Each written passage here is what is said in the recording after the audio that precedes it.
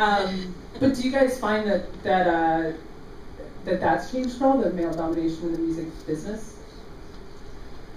I mean, I think it's slowly changing over time, you know. But as you said, you're still the one assigned to that story, and you're kind of sometimes relegated to a token position, even when you have such laurels, you know, on your side and so much experience, and you're such a good journalist. So obviously, there's still a long way to go in that. I think it's a very slow progression, honestly.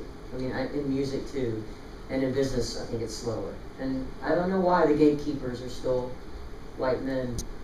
You know, I think it's sort of a North American thing too. And I mean, I think there's other. I think if you look at world music, there's probably pockets of other kinds of music that experience something really different, and we just don't know. And some things are probably worse, and some experiences are probably better. You know, and women are in some places are probably, you know, equally as successful as men and thought of. You know, but I mean, we still don't. The wage is not even the same for women. You know, in corporate America or in in anything that you do, there's still not an equity in wage, and just that alone is enough to say, you know, we got some work to do. So.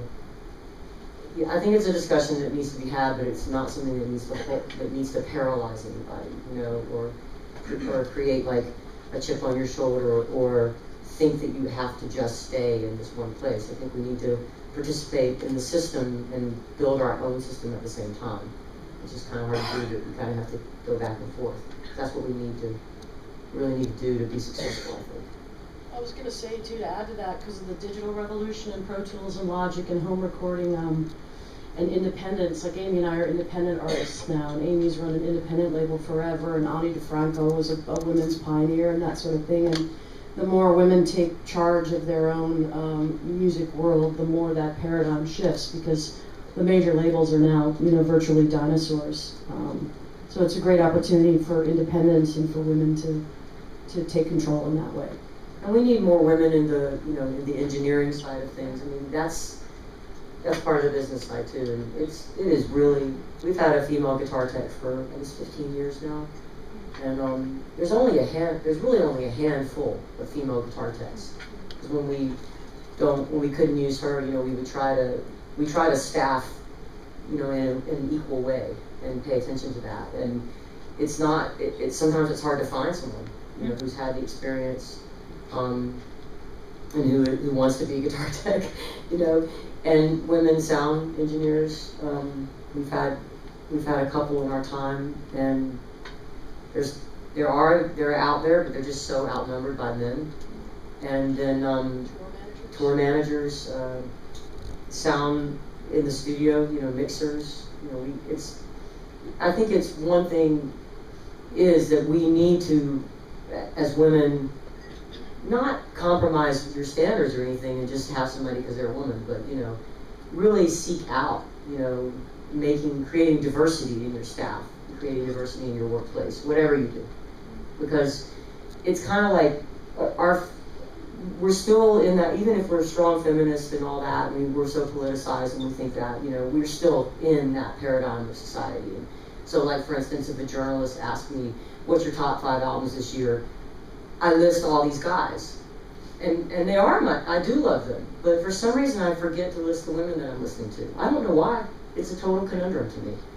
You know, like Kathleen Hanna said to me, you should write down women that you're listening to and read it off the list to make sure that you get it in there. And I'm like, I shouldn't have to. It should be in my head. But she's right. Like we are so conditioned that we need to do. You have to make a conscious effort to do that until it becomes part of your language. And you know, that's a drag, but it is true, because it's like we have a long way to go to get to that place of like Star Trek and, you know, all the diversity and stuff. The next generation, you know. Is that do you think that's something that was sort of programmed into you growing up, and were a lot of your role models men, or was it just kind of do you think it's a subconscious result of our patriarchal society, that's the way your brain is working? I mean, it's hard to separate it from like what's subconsciously determined by patriarchy and what's like my own gender stuff, where I identify more masculine anyway. And so, and my vocal range is as a tenor. And so a lot of the guys I listened to that influenced me when I was growing up had my same vocal range.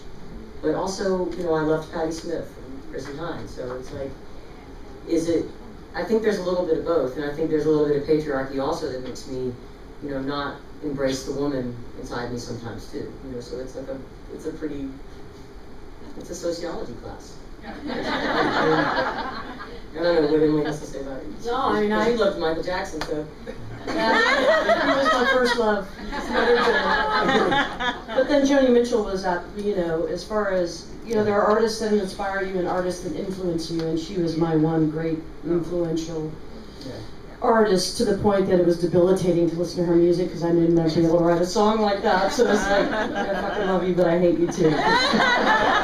But she was the seminal artist for me in my nascent period as a songwriter.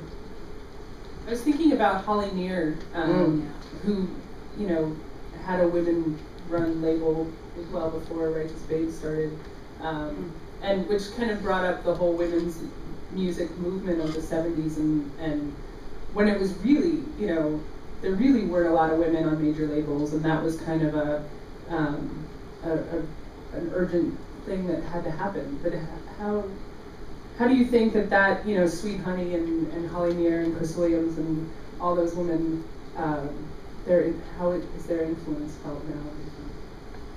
Well, we appreciate them now, I'd say, more than we even did then. You know, there was a time when, and it's a sociology class, as Amy was saying, a sociological class, because when we first were young artists and we hadn't come out in the public yet, I had some fears about it personally. Amy never really did, and then it became a point early on where I just had to come out, I had to be part of the movement and all that. But early on, we didn't play women's music festivals because we wanted to be open to everyone, and that was sort of our mantra in a way. But now, looking back at what that women with a Y, women's music movement did, you can't even measure how it fueled the fire of so many young women. And I listened to all those records. I had them all, and Farron is one of the greatest songwriters of all time, you know, by any measure.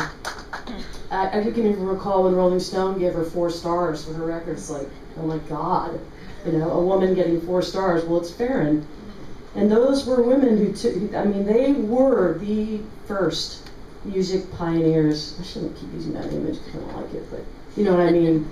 They were a collective, and they were just doing what they wanted to do, and they were all together. And now when we play the music, like we play Michigan a lot, and Amy goes there every year. We play other women's festivals we had before, but it's very, very important what those women, that they paved the road for us, and it's undeniable now. When we were younger, we didn't appreciate it in the same way, I would say. Mm-hmm. Yeah, I think we just were scared. It's, you know, as simple as that. We had a lot of fear around it, and we were scared to be identified in a certain way, and it was just, you know, totally a regret, actually.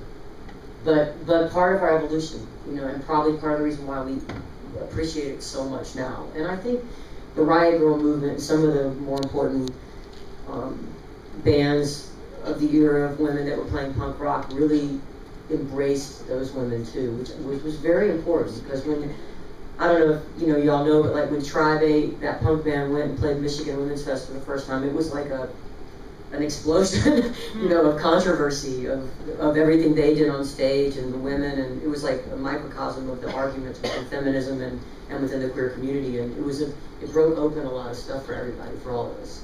And so, you know, I listen to Farron constantly, me and Emily, we talk about her all the time, and Chris Williamson, but it was kind of like our conversation. It wasn't that conversation. So for me, I credit all those punk women for pulling me back into that and making me, and validating it, I guess, you know. What, as